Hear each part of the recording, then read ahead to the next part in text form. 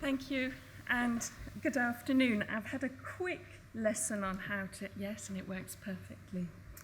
So this slide was taken in 2010 and shows the storage for the court documents of the Ministry of Justice in Bissau just after the civil war in Guinea-Bissau that lasted from 1998 to 1999. The photograph was sent to the Endangered Archives Office as part of a project looking into the history of Balama, the first capital of Portuguese Guinea. Part of the project involved the transferal of these documents to the National Archives in Guinea-Bissau, where they were reorganized. I am very happy to report that most projects do not send photographs like this to us. The Endangered Archives Programme, or EAP for short, doesn't work solely in conflict zones. In fact, the material that makes up the most of our projects are at risk because of just general neglect, lack of funding, or environmental factors. But as the focus of this panel is on preserving and reflecting voices in conflict, dissent, and displacement, the projects I will be highlighting this afternoon fall mainly within this category.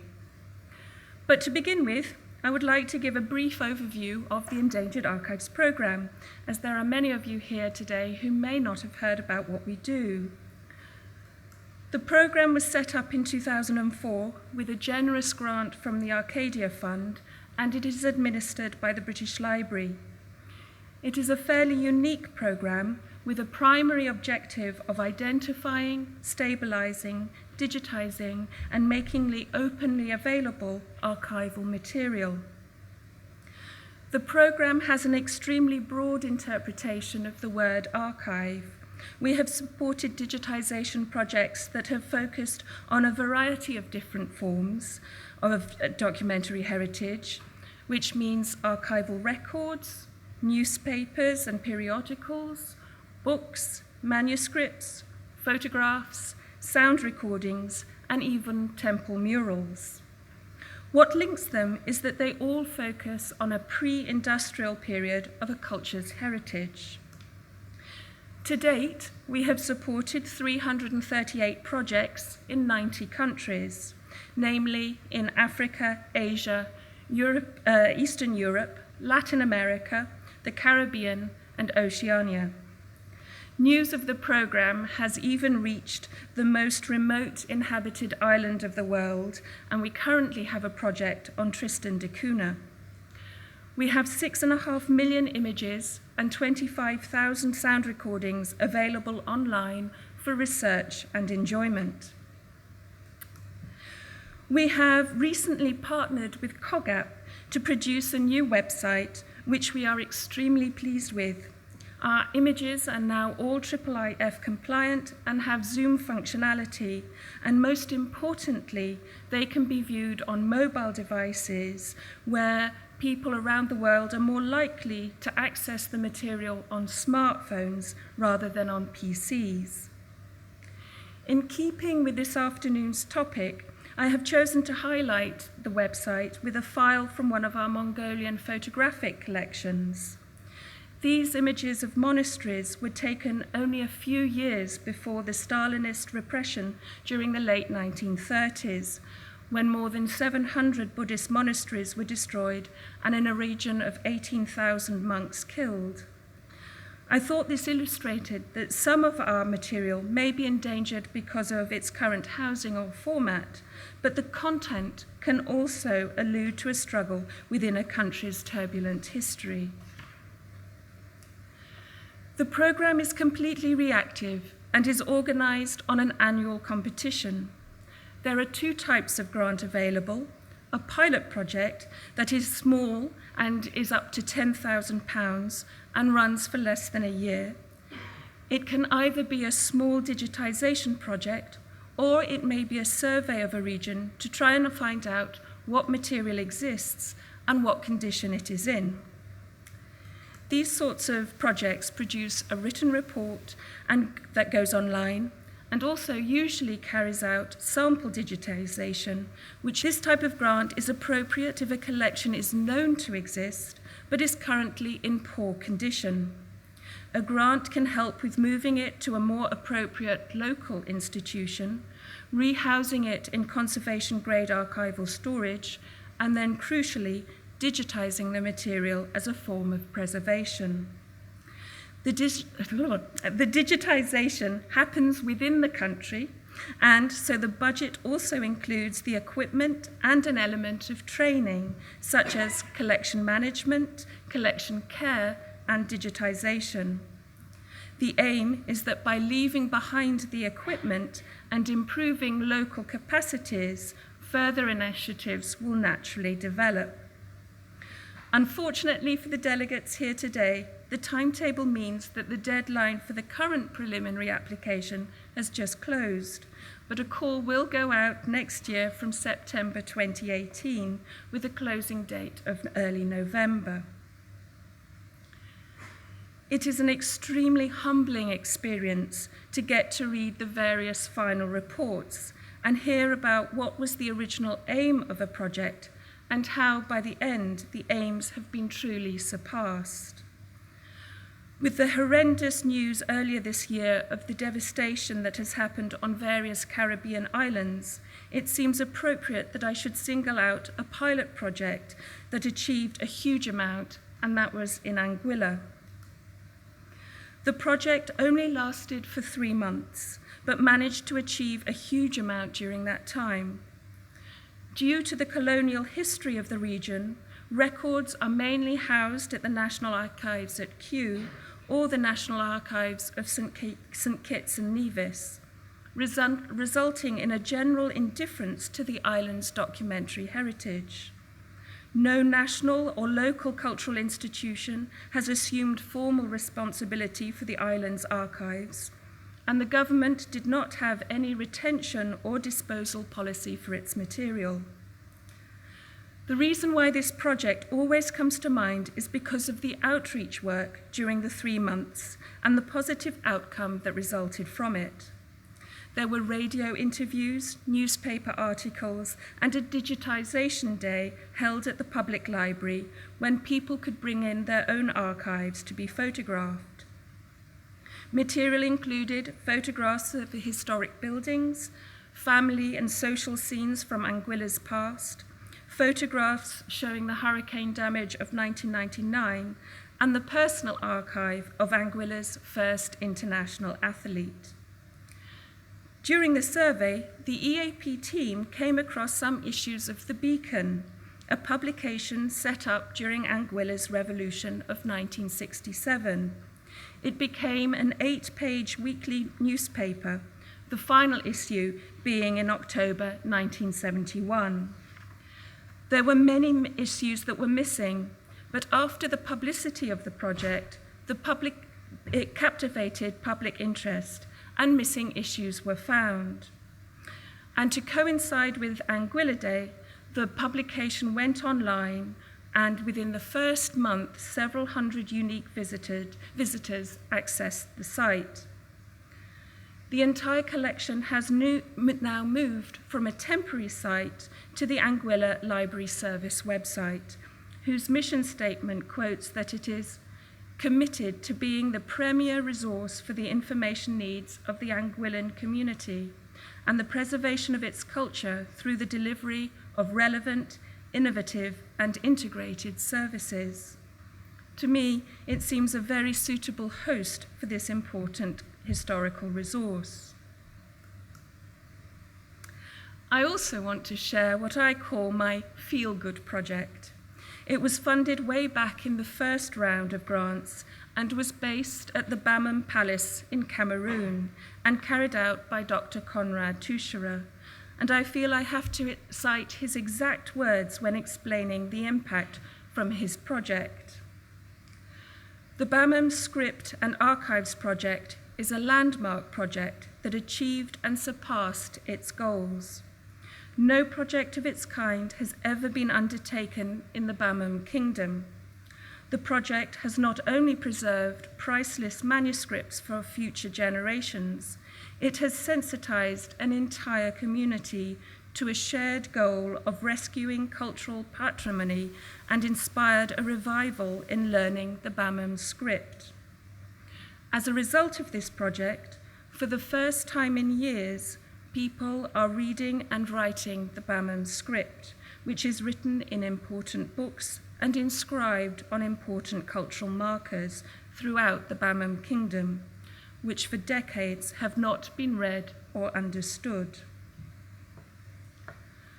Most of our projects are not carried out in particularly contentious locations, but sometimes those involved with an EAP project can find themselves in dangerous situations.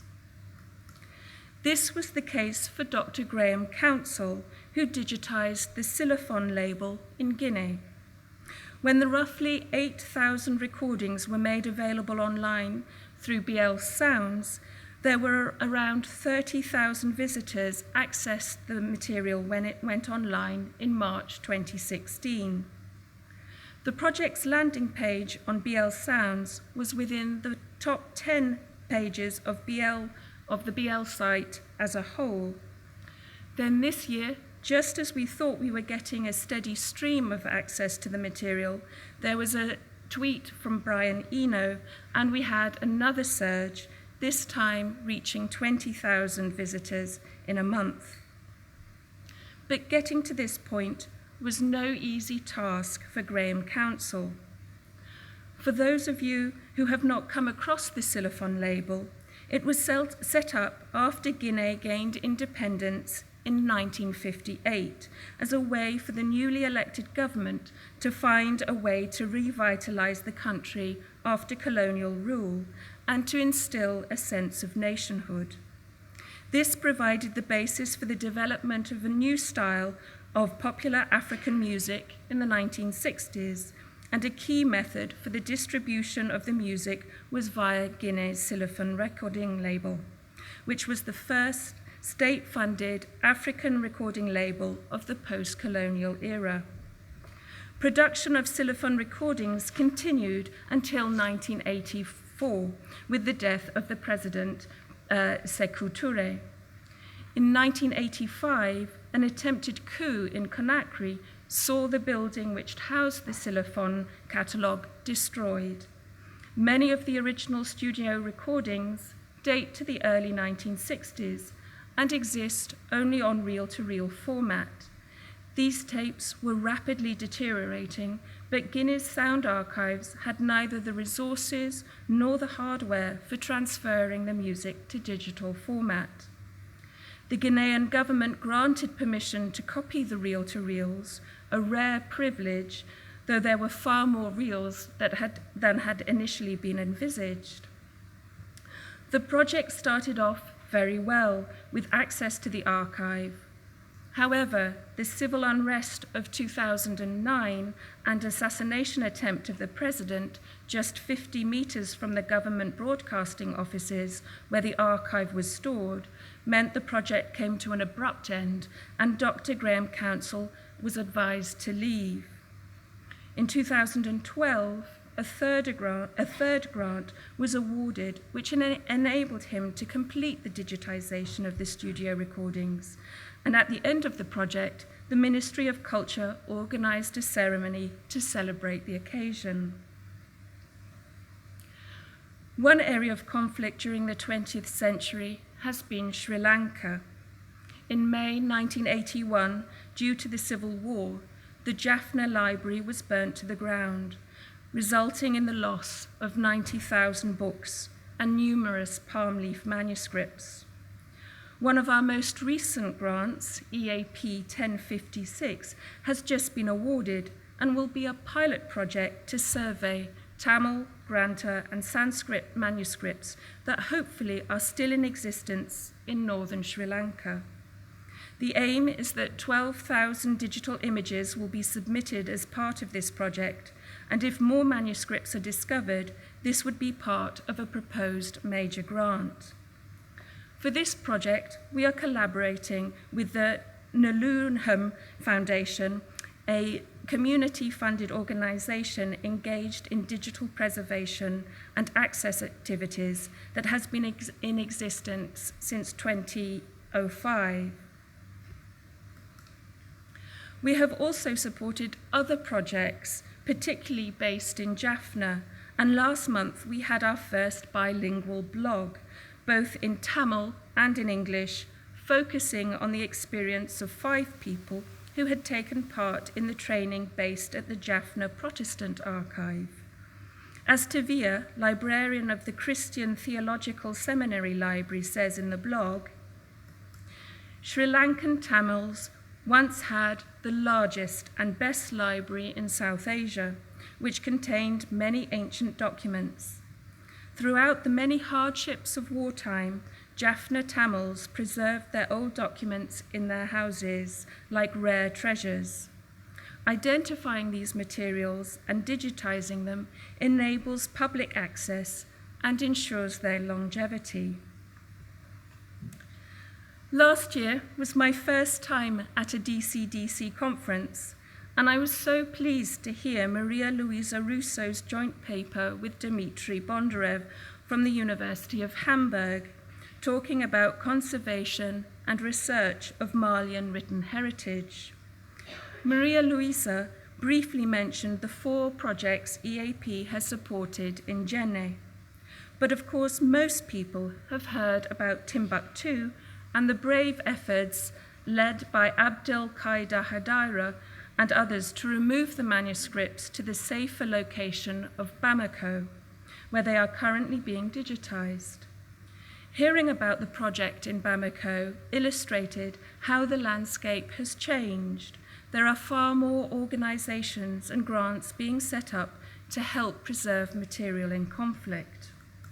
Our most recent project in Mali was far too big a project for one of our grants, and so we are currently working with the Hill Museum and Manuscript Library, which has also done extensive work with Savama in Bamako, and are best placed to be involved with this project, which is based in Timbuktu itself. 3 family collections chose to hide their manuscripts when the jihadists tried to destroy the heritage of the city, and they wish for their collection to remain there, even though this means they are at heightened risk. UNESCO has initiated a restoration and building program in Timbuktu, and these 3 libraries have been chosen for attention. The Ben Essayuti Library is already finished, and the manuscripts have been removed from their desert hiding places and have once more been displayed upon the shelves of the newly restored library. There are 3,000 manuscripts stored in this library, and all 3,000 have been catalogued in Arabic and will be digitized as part of this project. There are another 6,000 manuscripts that belong to the library, but these have received no listing or sorting and are not yet displayed. There are 1,000 manuscripts from the Fondo Kati. This library is still being restored, but it is near completion. The manuscripts are still hidden until the completion of the library, but the Fondo Kati enjoys the reputation of being one of the finest collections of Timbuktu. It was built in 2003 by the Junta of Andalusia to celebrate the historic connections between southern Spain and Timbuktu. And then finally, the last library is the Mohammed Taha Library, and is named after the great-grandfather of the current owner. The library had been in the family for many centuries when Mohammed Taha, a well-known scholar, moved the library to Timbuktu in the 1920s. The project has only just begun and will last for 2 years and is the most challenging project to date. It is the first that has been triggered in a volatile location. Of course, I wish everyone involved with this project success, but more importantly, I hope they will remain safe. Of course, I'm also keen that there may be some of you here today who may consider using the collection for research or lecturing purposes. And there may be some of you who can immediately think of an archive that may benefit from EAP funding. Do have a look at our fantastic new website, but also do grab me. I'm here for today and tomorrow if you can think of a project that might benefit from EAP funding. Thank you.